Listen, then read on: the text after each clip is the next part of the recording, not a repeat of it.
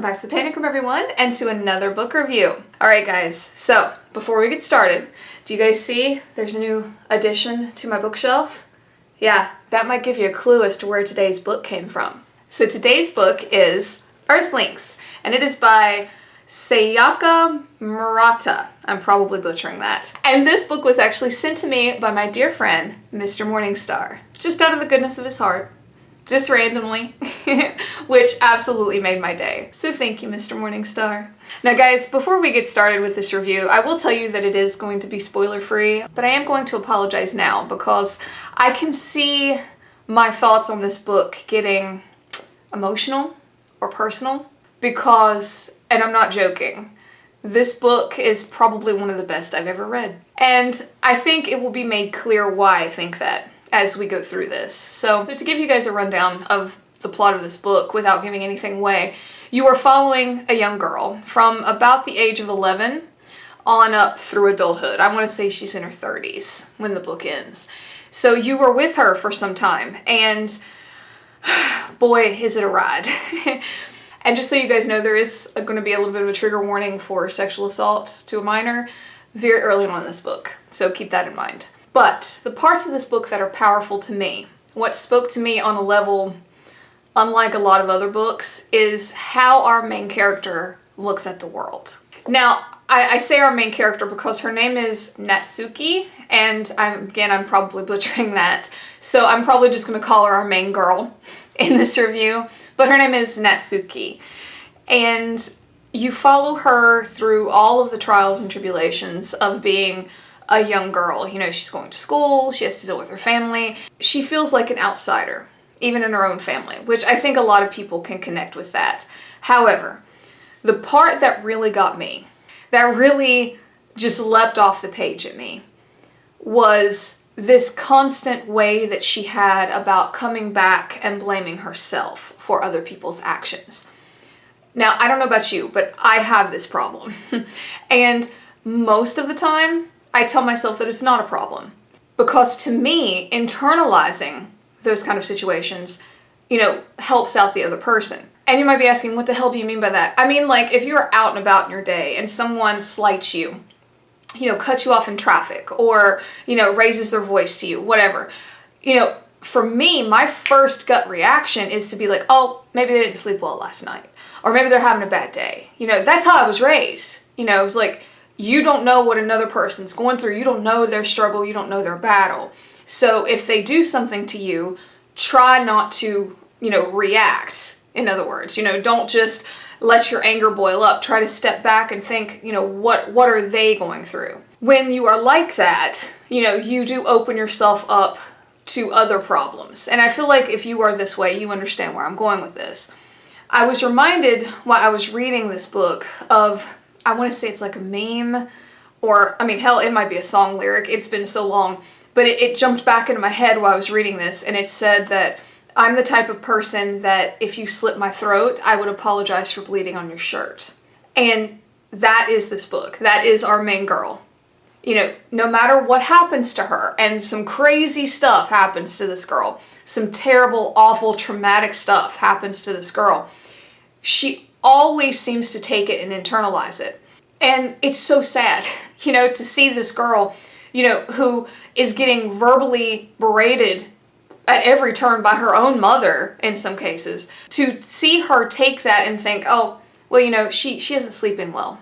Or, oh, well, she needs to take it out on someone, it might as well be me. That really tugs at your heart for our girl, because she's not really doing anything wrong, She starts to see herself as very separate from the world around her, almost like an alien in a lot of ways, which is kind of sort of an underlying theme for the first half of our book and becomes larger as the book progresses. Now you might be wondering, because I was, why is there a hedgehog on the cover? What is this about? Well, again, I'm probably going to butcher his name. This is her stuffed animal, and it is Piyut. Piyut, I believe is how they spelled it. And, he is from another planet, and he talks to her. And I'm not going to go any further than that. But, he does sort of play a supporting role for our main girl early in the book. And another thing that really stands out for me in this book is the way she talks about her community and the world at large, kind of, sort of. She talks about her community as like a factory. You know, how, everyone plays a part. If you don't fall into this machine, then you're not useful, and there must be something wrong with you, which, again, I feel like we have all been there. I myself, I have faced that countless times, and normally, you come out on the other side thinking, I don't really care. I don't want to be a cog in the machine. But that is a lonely place to be. It really is. And you see that personified in her, about how because she doesn't fit in, that she doesn't want to grow up, get married, have 2.5 kids, this whole thing, she ends up very isolated, feeling very alone. And it is so visceral, her pain. This, I don't want to fit in. And she even vocalizes in the book about how she wishes she could. This isn't something that she's actively trying to do. She feels like it's just her, that there is something wrong with her not fitting into this world around her. Now, the book really goes nuts towards the end in ways that you might not see coming. I didn't, in a lot of ways. But it is written in such a way that, as crazy as it gets at the end, you still find yourself cheering for our girl because you're like, yes, she's found her place. That's wonderful.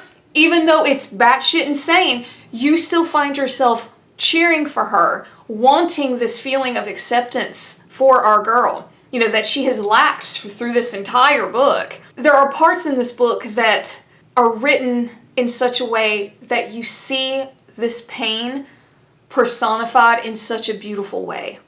Morningstar and I were talking about this, and he mentioned there was a line in the book that talks about a part of her body being broken. And I'm not going to tell you what it is, but what it is referring to is horrible, terrible, and tragic.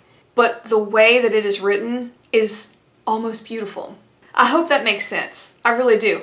Because I know I'm talking to a bunch of horror lovers. We read about a lot of nasty shit, and sometimes it's just that, right? It's just nasty. It's just, oh, that's gross, that's disgusting, whatever. This, it is ripping your soul out, but you are marveling at the beauty of it. If you are a lover of words and you have felt this loneliness, this lack of fitting in, this I'm a square peg feeling, this book is going to speak to you. I'm sorry. I told you guys this might get emotional because this book just put on paper in black and white so many things that run through my head. Okay? And I'm not saying that I'm in any way, shape, or form special. I know other people feel this way too. But it's so insane to see it in a book and done so well. Most of the time, to me, you either fall on one of two sides in a book. You either have, like, the devil may care, screw everybody, feelings are for wusses, that kind of person. And on the other side, you have this, like, super quiet, mousy doormat, and there's never a blend. And to me, you get the blend here. Because that's what we are, right? We're blends of things. And, of course, I can only speak for myself, but, I have always felt that, like, apologize for bleeding on your shirt feeling. And sometimes that is accepted and works in a situation, and sometimes it's not. Before I ramble any further, I feel like if you are the type of person that has that apologize for bleeding on your shirt mentality, you are going to see yourself in this book. You're not going to see a hedgehog anymore. This is going to become a mirror. You're going to see yourself. And I even told Morningstar that there is like a childlike nature to many parts of this book, but yet there's also a maturity to this writing that is just so hard to explain. But again, like I said, if you are that type of person, if you find yourself not fitting in, being the square peg, and, apologizing when you know you don't need to just because of, internalizing this anger from another person, you are going to love this because you're going to see yourself reflected back in these words. I really think so. Now, guys, I actually do have a surprise for you if you made it this far in the video. I am actually going to try to crochet our little hedgehog guy here. I don't know how well it's going to turn out, but we're going to try. So I'm going to put like a little fast forward deal at the end of this video if you guys want to hang around for that. So who knows? We'll see how it turns out. Anyway, guys, thank you for hanging out for this review. I know it was a little emotional, but again, I feel like if you have understood anything that I've rambled about today, you're really going to enjoy this book. I really think so. But thank you again for hanging out for another review in the Panic Room. Please like and subscribe. It would really help me out. And until next time, bye for now.